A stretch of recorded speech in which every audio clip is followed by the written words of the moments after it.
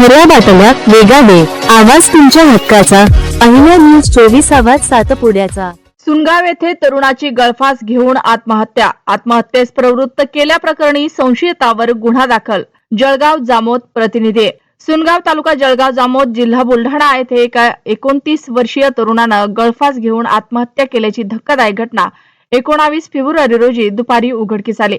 या घटनेमुळे परिसरात खळबळ उडाली असून ग्रामस्थांमध्ये हळहळ व्यक्त केली जात आहे. मृत तरुणाचे नाव गणेश मिरटकर, वय वर्ष 29 असे असून तो सुनगाव ग्रामपंचायतीत सफाई कामगार म्हणून कार्यरत होता. मिळालेल्या माहिती अनुसार गणेश यानं आपल्या राहत्या घराशेजारील बकरीच्या शेडमध्ये मोटरसायकलच्या एक्सिलेटरच्या लोखंडी वायरने गळफास घेत आत्महत्या केली. ही घटना दुपारच्या सुमारास उघडकीस आली.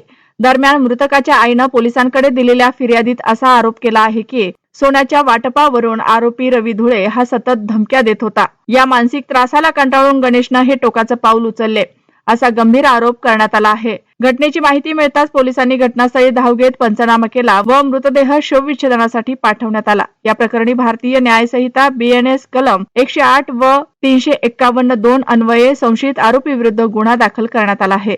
सदर प्रकरणाचा पुढील तपास ठाणेदार नितीन पाटील यांच्या मार्गदर्शनाखाली पोलीस उपनिरीक्षक नागेश खाडे हे करत असून आरोपीचा शोध सुरू आहे. या दुर्दैवी घटनेमुळे सुनगाव परिसरात शोककळा पसरली आहे.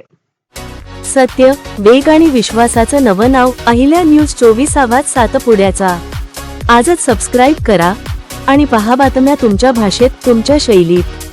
अहिल्या न्यूज 24 बातम्या जशा आहेत तशाच.